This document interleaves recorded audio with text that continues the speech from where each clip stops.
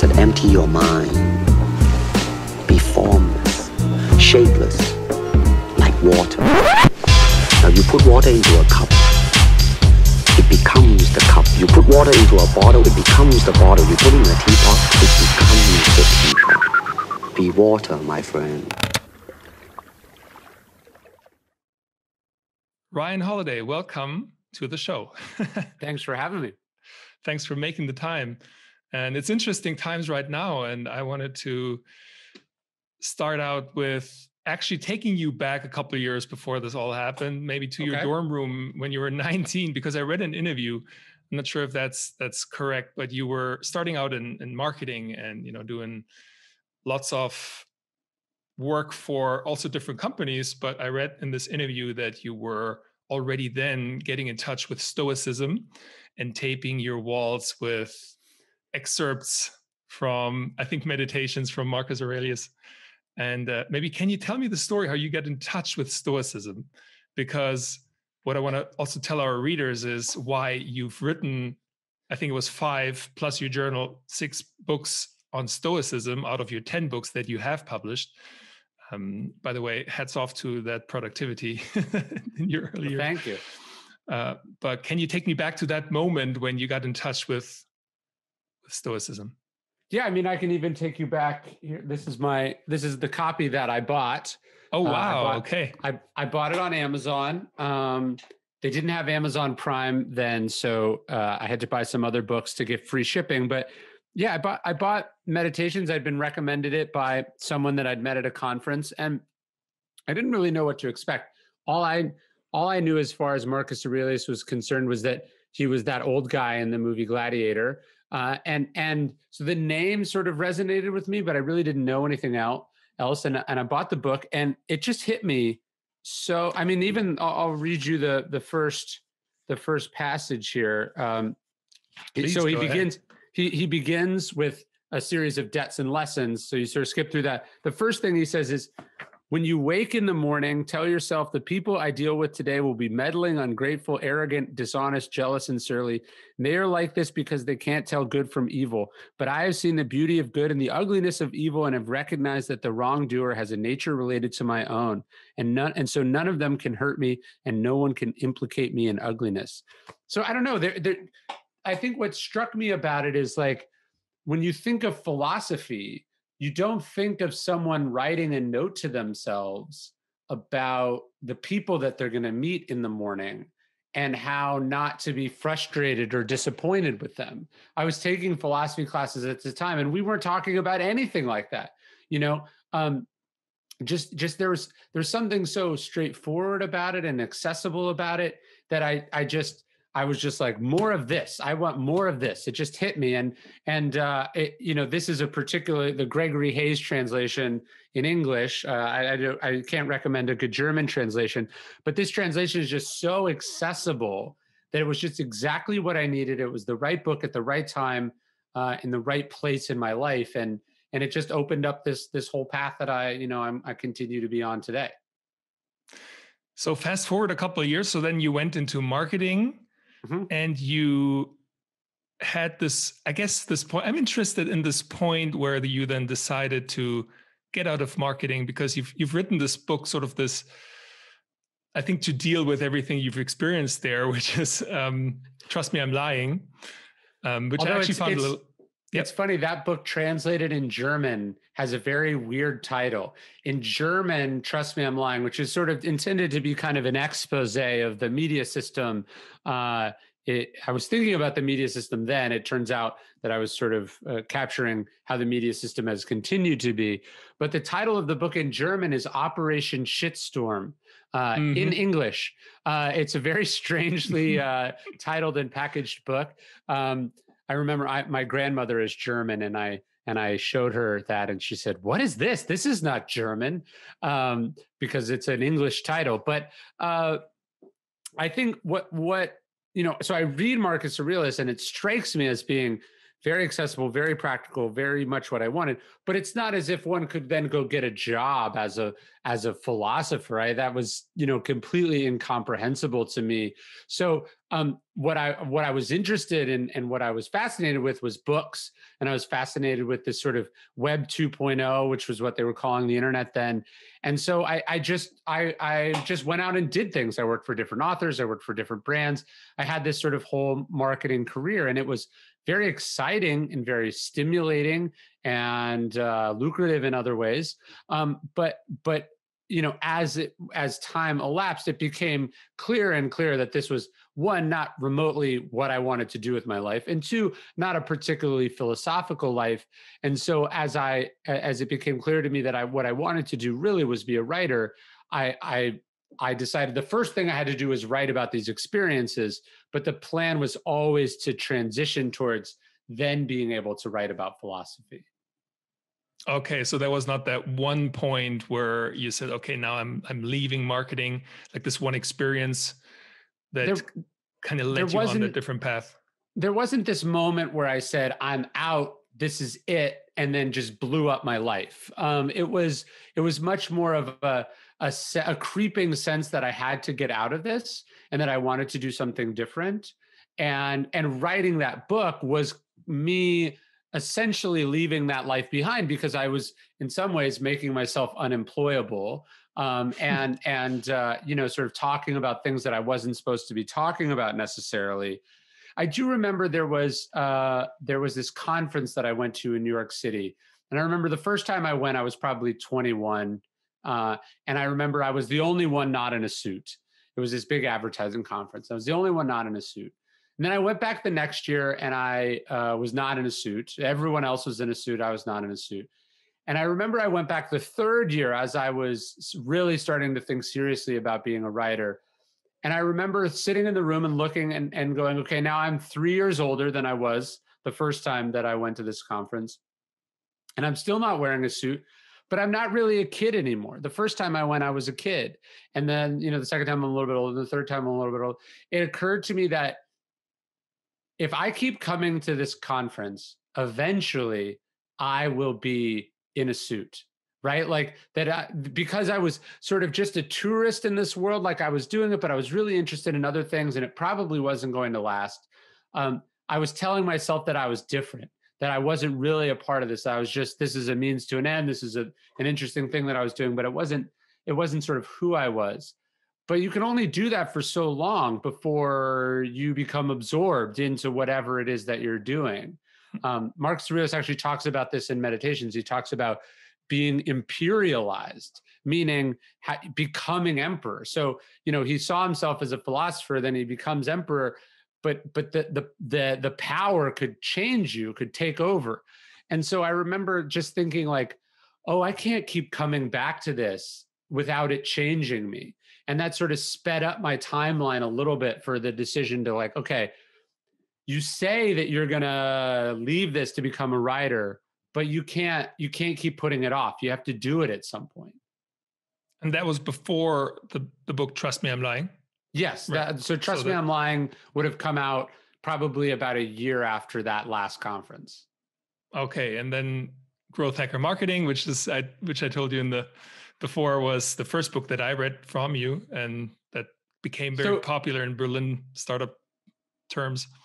Well, so the way that worked is actually, so I wrote Trust Me, I'm Lying, and then the day that Trust Me, I'm Lying came out, or the week it came out, I went to my publisher with the proposal for what became The Obstacle is the Way. So I was almost the second that book came out, I was already thinking of moving towards writing about Stoicism.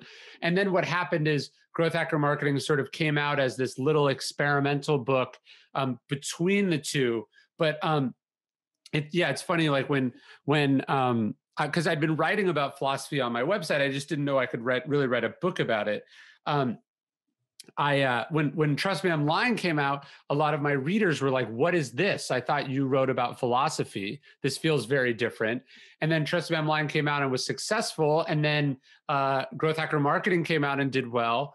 And then The Obstacle is the Way came out and people said, what is this stuff about philosophy? I thought you wrote about marketing. So it's in retrospect, the transition seems a little clearer than it was. Really, all this stuff was kind of swirling about. And I was just, figuring out not just who I was. I think that's part of it. You have to figure out who you are and what you want to do. but then actually being able to get there is its own process, and it requires some starts and stops and experiments along the way. No, I understand that process very much. What I would be also now interested in as a fellow writer, and one that I've written 2 books so far, but sometimes I have that feeling that, almost the pages want to be written by me. And I wanted to know by you, is that the same for you? Is it that the idea is in your head and you think, I need to tell it now, no matter if the world needs it or not? Or is it that you think in marketing terms, hey, that makes sense right now? It's a little of both. So I knew that I really wanted to write about Stoicism, but I was also very much aware that that was probably not my best first book. And that, so trust, and that also the other order didn't work. I don't think I could have written a book about Stoicism and then written Trust Me, I'm Lying. So I felt like I really had something to say in that first book that needed to be said, that I had some information or an understanding of how something worked that needed to be said. So it was clear to me that book needed to come first. But I do sort of have a rule as a writer. I say you have to write what you can't not write. So whatever you write, it has to be something that it would be literally painful if you did not write it. So sometimes people get angry, like I just did this YouTube video about some of the Stoic lessons inherent in hunting. And so a lot of people who are not interested in hunting got very upset. Or sometimes I'll write things that are political and people will get angry about them. They'll go, why did you say that? I don't like it because I'm vegan, or I don't like that because I'm a Trump supporter, or whatever it is. And I think what they're missing is that they're assuming that I am writing for them, that I make what I am making for them. And obviously as a creator, without an audience, none of this works. But I primarily am creative to fulfill my own creative impulses, to get a weight off my chest, or to get something out that would be painful if I didn't get it out. And so, my sort of rule is you say the thing that has to be said, that needs to come out. And if you don't, it's a sign that it's probably not the right project.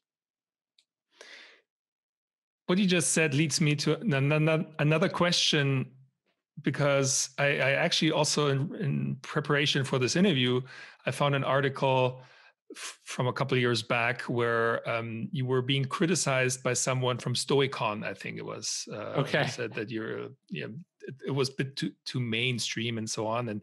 And I'm very sensitive in dealing with criticism, even though I'm very aware that I should be able to. But sometimes, I got actually the last book came out, the first review by someone who wrote me an email, said I didn't like the book, and it ruined my whole day. Yeah. And I wanted just to know from you how you deal with that, if you are affected by bad press or even fuel, or how you deal with it. I think it's impossible to not be affected by it as a human being. If someone says, your haircut looks stupid, you go, oh, does it look stupid? I think your natural first reaction as a human being is to take that seriously. I think what Stoicism is about is sort of questioning it a little bit and not letting it, sort of sit with you for too long. It's like, how long are you going to carry that? For me, I do get criticized, but it's funny. Like, let's say you take the piece of criticism that you brought up. People will sometimes say that my work is too mainstream, or that I'm popularizing philosophy. So if somebody said, Ryan is a bad writer for the following reasons, and I read that and they were right, like that they had discovered some flaw. Like if someone said Ryan is a poor golfer because he jerks his head when he's hitting the ball, I would think, well, am I doing that? And if I'm doing that, then they have a point and it's something I should listen to. Now, when someone says Ryan is a bad writer because he's popularizing Stoicism, well, that doesn't make me feel bad, because that's exactly what I'm fucking trying to do, right? Like, so when someone criticizes you but they actually nail exactly what it is that you're trying to do, it not only doesn't hit me as a criticism, but it's a compliment. So even though they mean it negatively, they're confirming that I accomplished what I'm trying to accomplish. They're just letting me know that they're not in that audience. Does that make sense? Absolutely, yeah.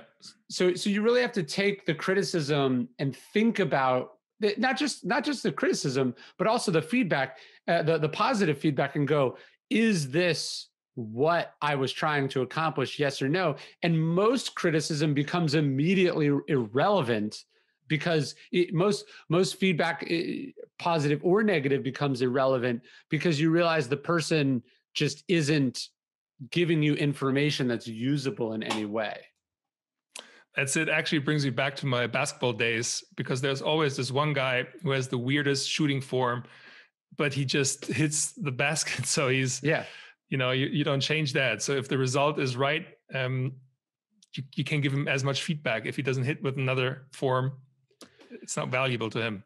Yeah, there's a quote from Marcus Aurelius in Meditations where he goes, "We care about ourselves more than other people, but for some reason we care about their opinions more than our own."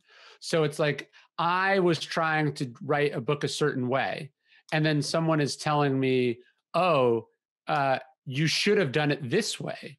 And all of a sudden that affects me. That's insane. I know it's my book. I know what I was trying to do. The only thing that matters, the only thing that's up to me is, did I do what I was trying to accomplish, right? It's like, if you took a 3-pointer and it either goes in or it doesn't. If someone says, you should have dunked it, well, that's not what you were trying to do. You were trying to shoot a 3-pointer because your judgment and your expertise and your experience is telling you that this was the right thing to do in that moment.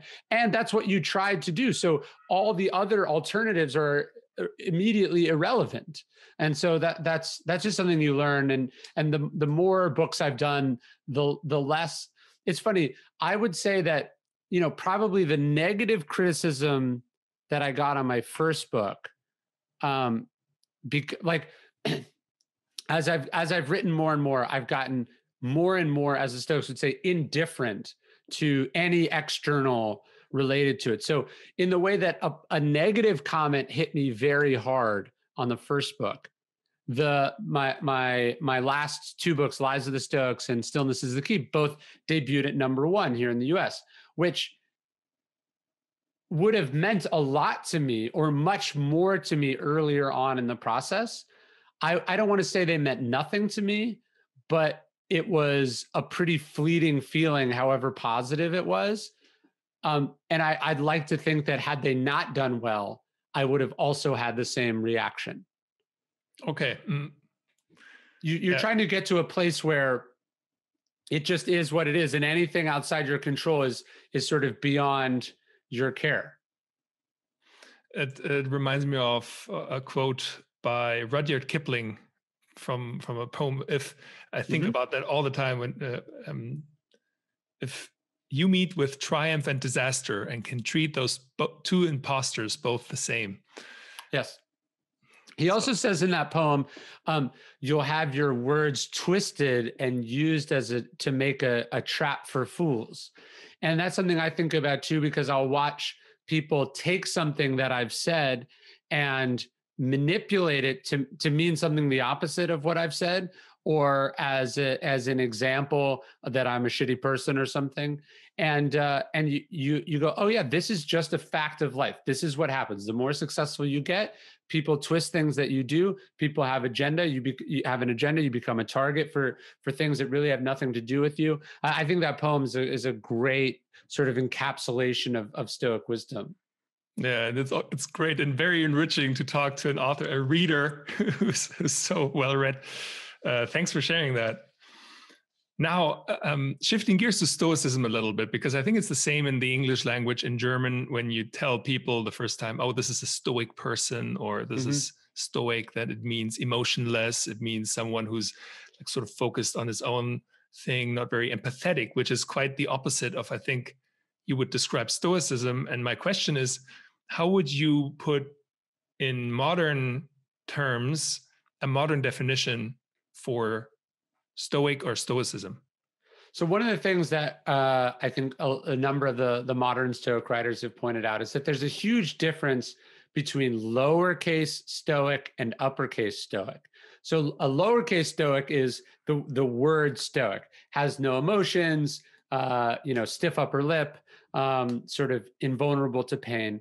Uppercase Stoicism, the philosophy that we're talking about, is a much more nuanced and sort of reasonable place to get. To me, a Stoic isn't invulnerable to pain. A Stoic is just resilient, so pain doesn't stop them, right? I think my sort of definition of Stoicism is that a Stoic doesn't control what happens, but they always control how they respond to what happens. And so it's not that the Stoic is just passive.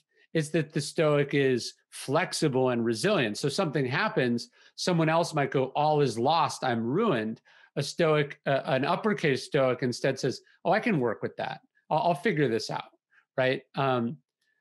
So in a way, Stoic and Epicurean, the two sort of rival schools of ancient Greece, have just done a massive disservice by the English language, and I assume probably the German language, where what people think they mean and what the schools of philosophy were actually about could not be more different. Mm-hmm. Exactly. That's what I feel as well, especially when you dive into your work.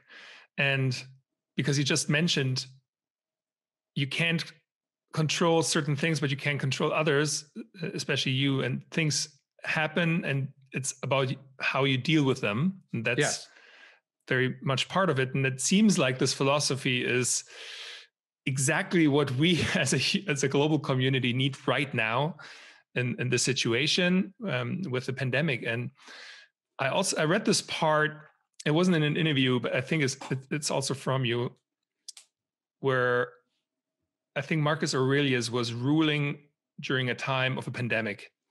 Yeah, the Antonine Plague. And you were mentioning how he dealt with that. Can you tell me that story of like how he perceived the situation and came to terms with it? Yeah, so Marcus ruled during what we now refer to as the Antonine Plague. That's obviously not what they called it then, but it was one of the worst, global pandemics in history. Millions of Romans died. They had no real medical understanding of what was happening, no way to stop it. And Marcus himself, they think ultimately succumbed to it as well. But as far as leadership goes, like Marcus does what a Stoic, I think, is supposed to do. Things broke down, and Marcus stepped up. He puts, Rome's greatest medical expert in charge of the response. Again, has a rudimentary understanding of medicine, but does the best that he can. He forgives a bunch of debts. He sells off the palace furnishings to pay down, to keep the economy going. There's a famous scene where he weeps for the victims of the plague. Most rich Romans flee Rome. They head out to the countryside to be away from it. Marcus stays. He doesn't have to do that. And then even when Marcus does get sick and he knows he probably doesn't have much time, all he's thinking about is succession. All he's thinking about is handing the reins over competently. So he assembles a number of experts. Even his last words, he says to his team, he says, don't cry for me. He says, think about all the people who have died. Think about them and their families. And he says, think of your own mortality. And so it's just this sort of, obviously we only know sort of fragments and scraps of what happened. But what I sort of take from it is that it was just kind of a masterful, disciplined response. And most of all, it was him embodying what he talked about. And even there's a great line in Meditations where Marcus says, the plague is bad. The plague can take your life. He said, but there's another pestilence, the kind of pestilence that destroys your character, that you also have to be worried about.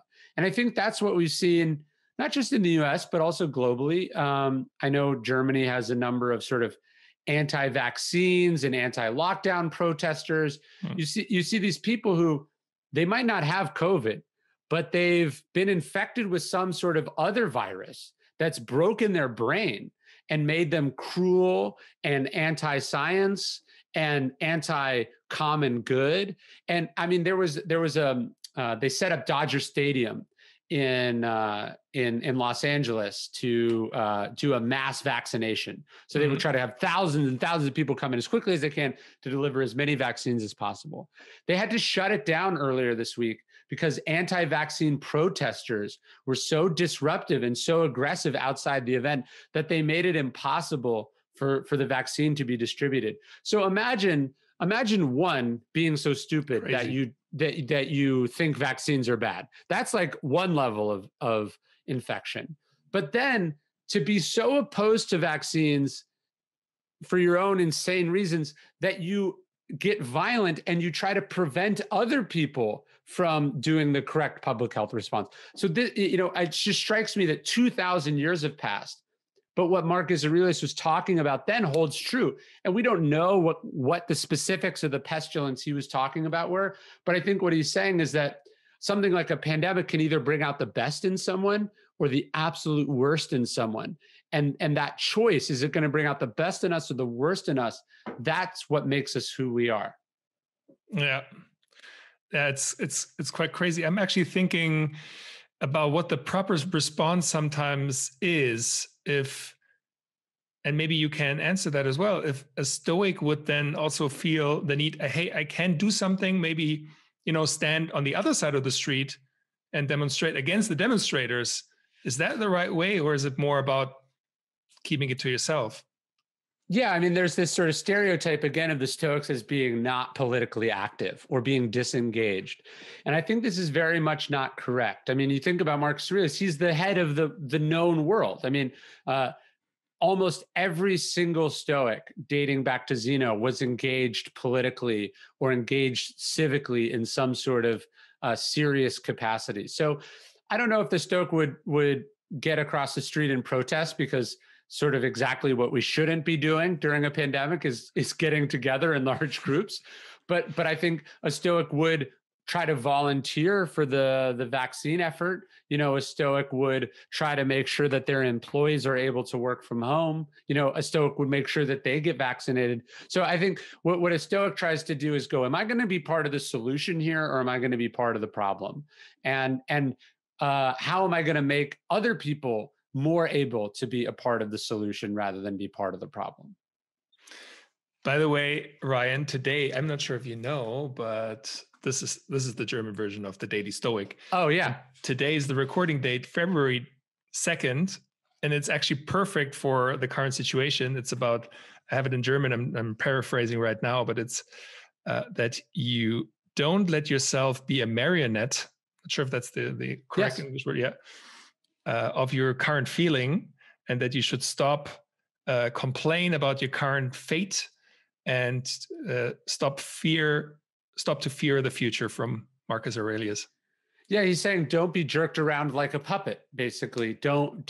And I think if you see, to go back to this idea of some of these conspiracy theories, what's so funny, my wife and I were talking about this the other day. We had a friend who's unfortunately sort of been infected by some of this stuff.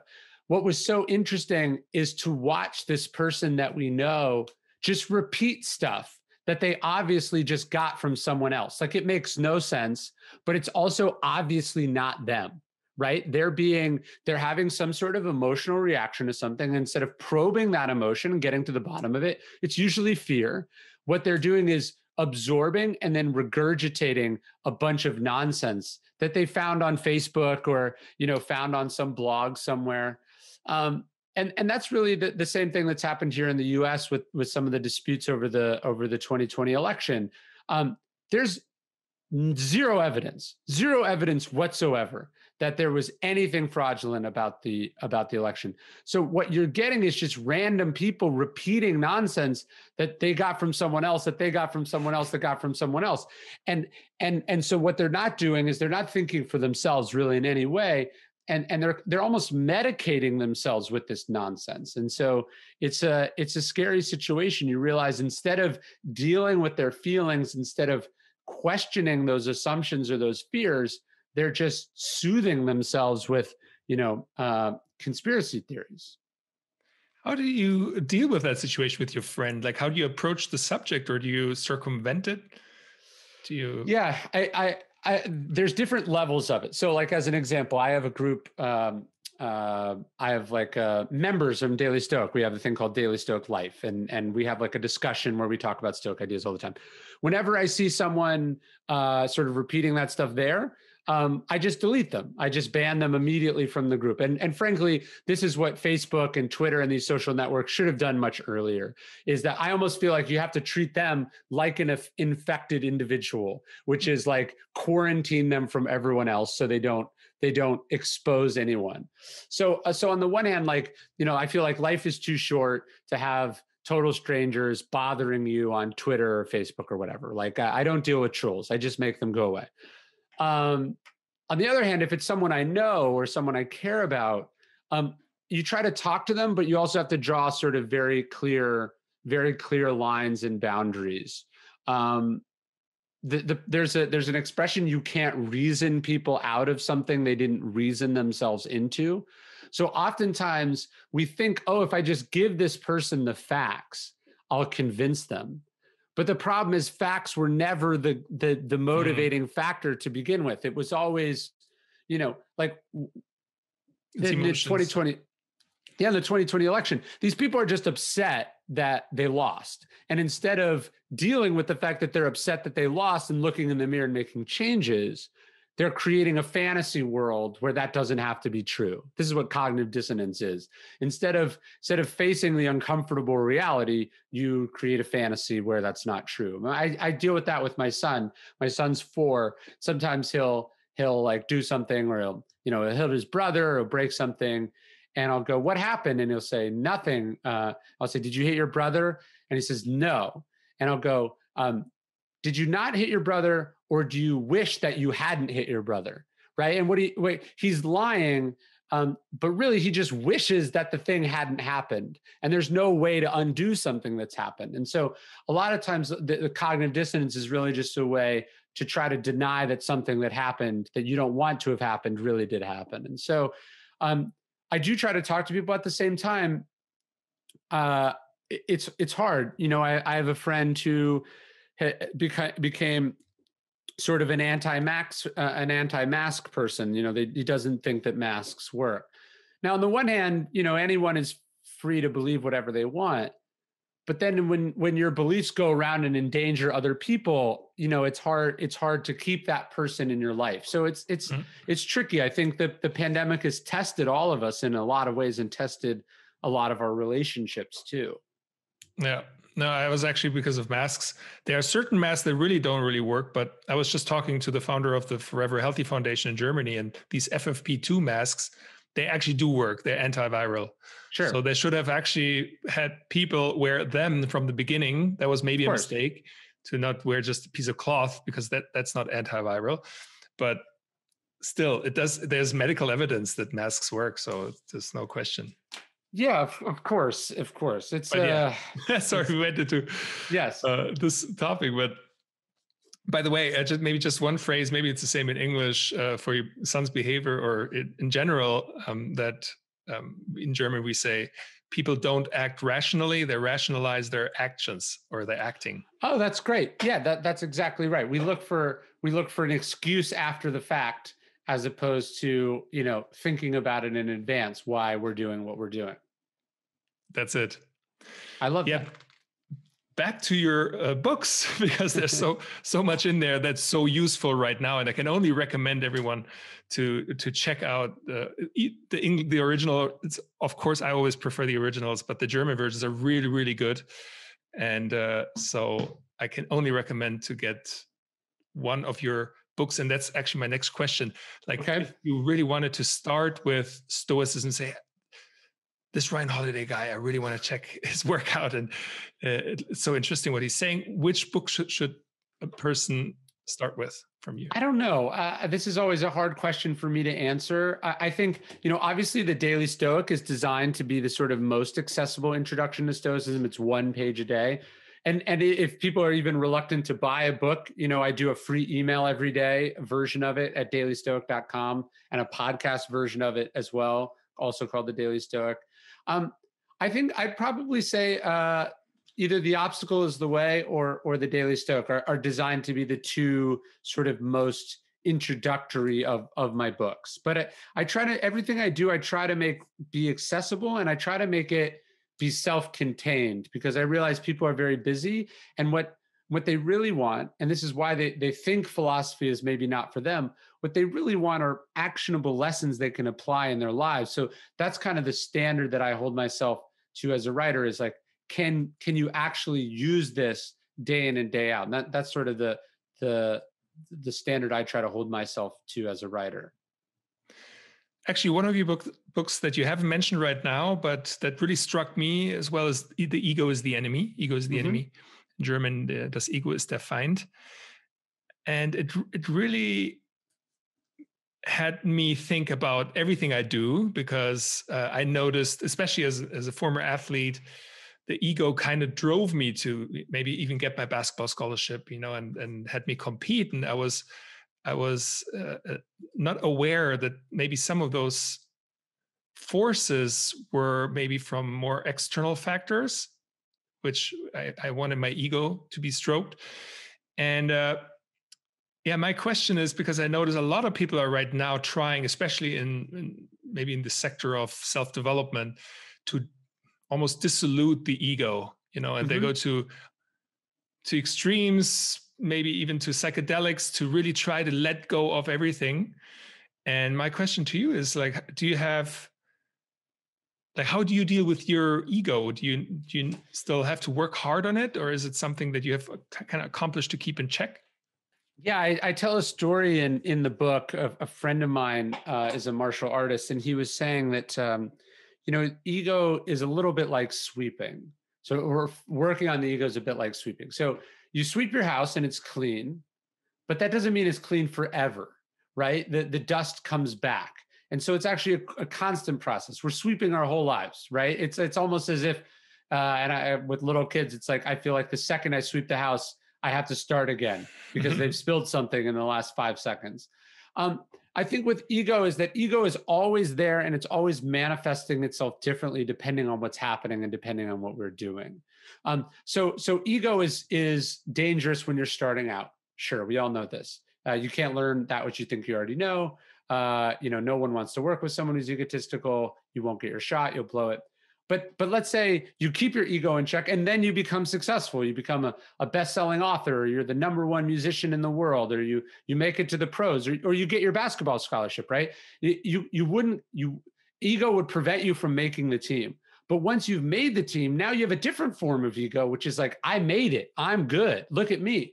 And that will prevent you from competing at that level. And I've talked to lots of professional coaches too, where then as soon as, like, the best college athletes are never the best pros, right? You're the best person in college, and now you've been elevated to another level of play. If your ego says, I'm as good as I need to be, you won't be able to make that adjustment. You won't be able to grow and change. So it's this constant battle against the ego. We have to constantly be sweeping, constantly be changing, constantly be evaluating where ego is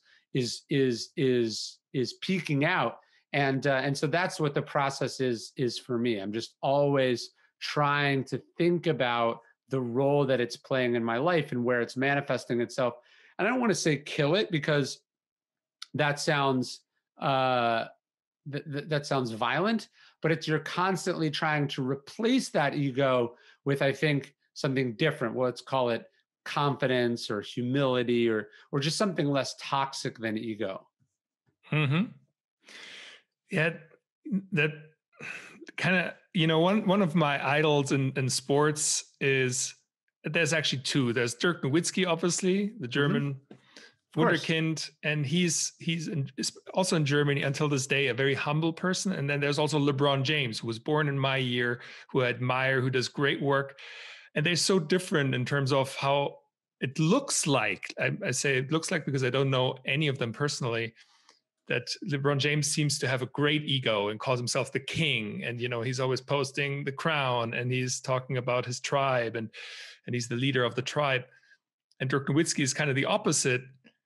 But from your perspective, is that maybe even more strategy from LeBron James's part to compete and put on a spectacle?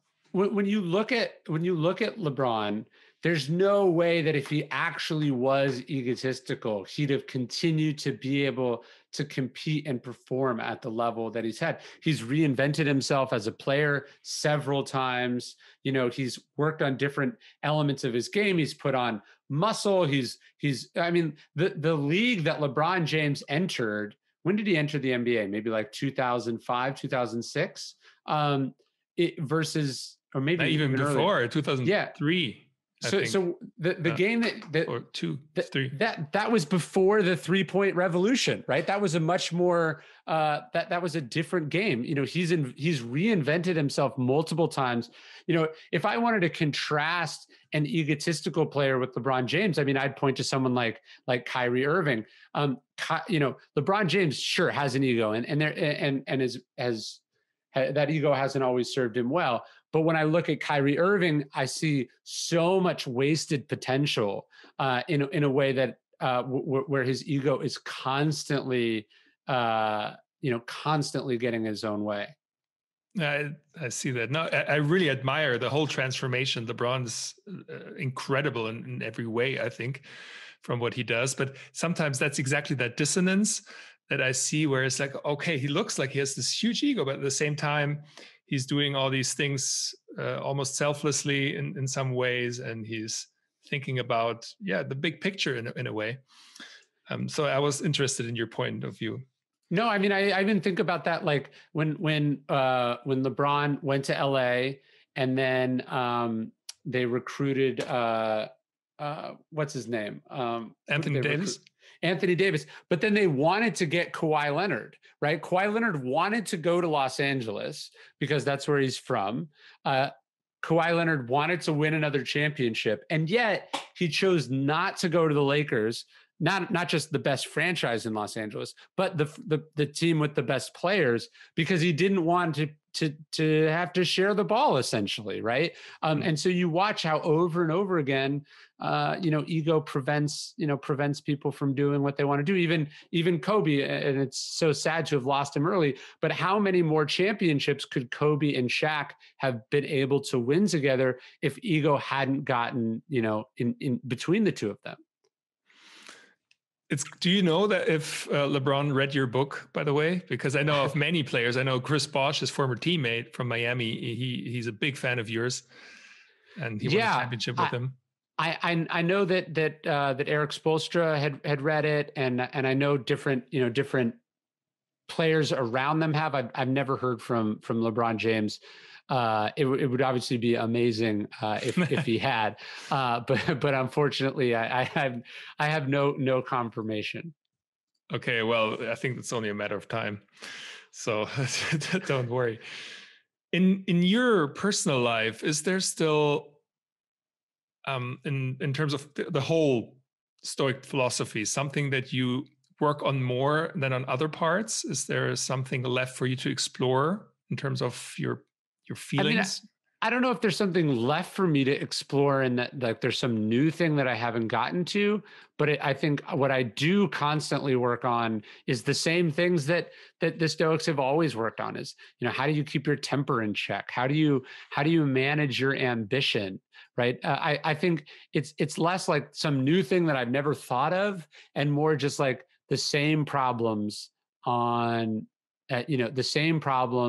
the same way manifesting themselves every single day. It's just, it's always a struggle. I mean, even this morning I was a bit rushed.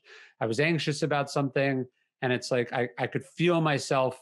I could feel like a not pleasant sort of energy. And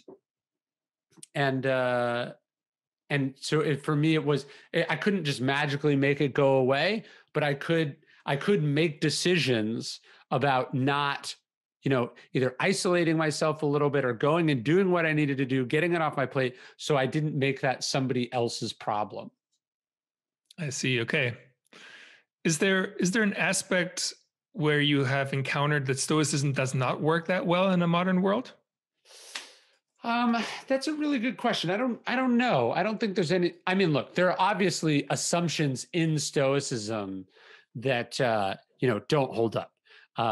I've talked about this before, but it's like nowhere in the Stoic text do we get anyone sort of pointing out that, slavery is wrong. Even Epictetus, who is a slave, doesn't seem to ever question the institution of slavery. So there's all sorts of assumptions, of course, when you go back 2,000 years that are just not going to hold up. But I think the general philosophical principles, work pretty timelessly. Okay. There's one also, I think it was a quote also by Marcus Aurelius, who says that you should fill yourself with love.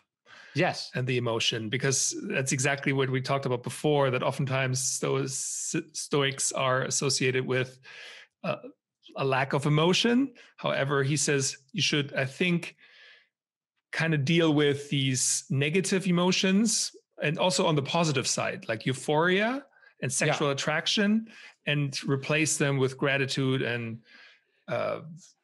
appreciation and love. And what I sometimes don't get yet is like an ecstatic state, like the flow state, let's say, when you're writing and you lose yourself. And is that something that you should then control as a Stoic?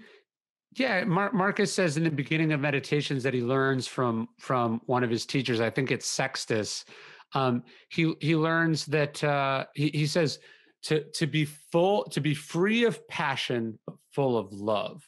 And I think that's a beautiful way to put it. It's not about lust or anger or ambition or even acceptance or resignation. It's about appreciation. It's about gratitude. It's about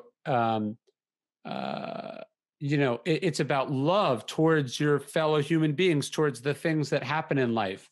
That's where we're trying to get. So to me, that also helps contradict this notion that the Stoic has no emotions or feelings. I mean, that's not it at all.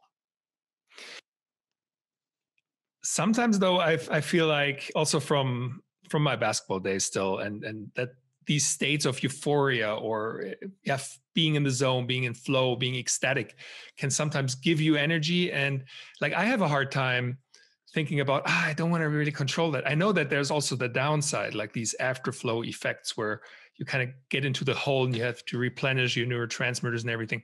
Sure. But I'm just interested in how you see that. If these ecstatic states are then, is it worth really suppressing them or somehow leave the passion out of it?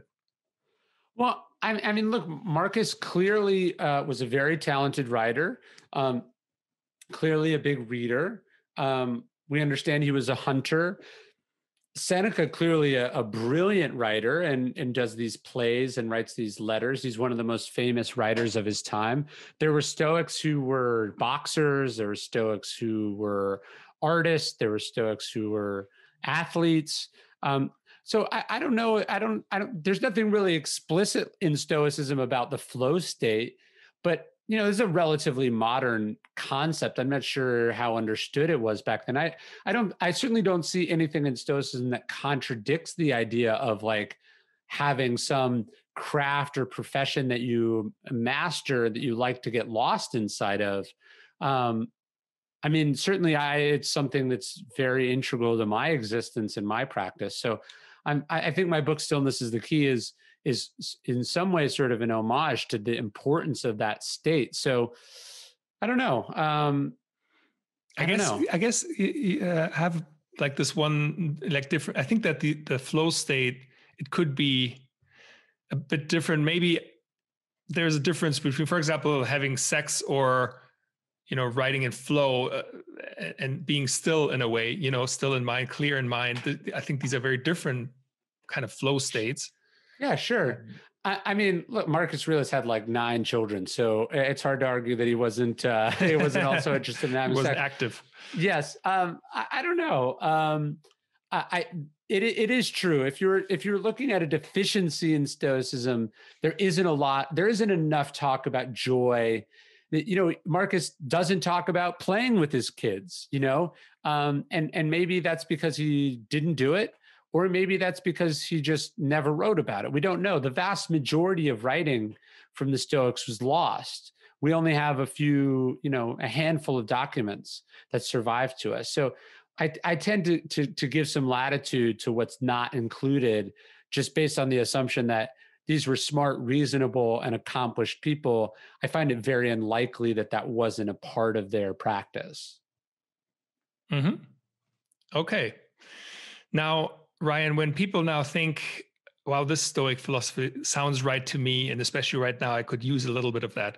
Like, what would be the first capability, skill to maybe acquire, or maybe even state of mind to take the first step to become more Stoic?